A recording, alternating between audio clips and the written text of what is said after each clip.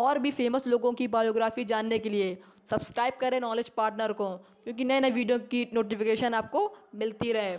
मंदी के दौर में भी कंपनी को चेतक की तरह दौड़ाने वाले एक उद्यमी की कहानी। वर्ष 1972 में बजाज ऑटो ने देश में अपने चेतक स्कूटर को लॉन्च किया। इस स्कूटर ने बाजार में आते ही धूम मचा दी थी और देश के कई युवाओं की पहली पसंद बन चुकी थी। आपको ये जानकर हैरानी होगी कि उस दौर में इस स्कूटर का वेटिंग पीरियड 4 से 5 साल का था।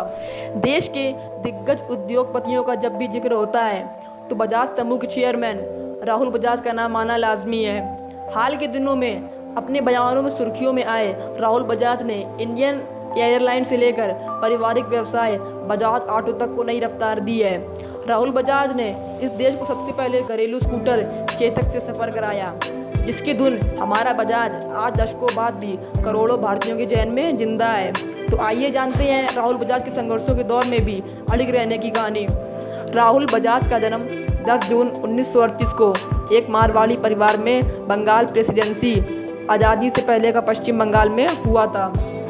राहुल बजाज बजाज समूह के अध्यक्ष और प्रबंध निदेशक हैं, जिन्हें भारत के शीर्ष 10 व्यवसाय समूहों में सम्मिलित किया गया है। वे भारत के प्रसिद्ध उद्योगपतियों में से एक हैं और अंतर्राष्ट्रीय स्तर पर अपनी व्यापारिक विशेषज्ञता और उद्यमी चरित्र के लिए सम्मानित हैं। राहुल बजाज जमनलाल बजाज के परिवार से संबंधित हैं। राहुल जमनलाल बजाज के पोते हैं, जिन्होंने बजाज ग्रुप की स्थापना की थी।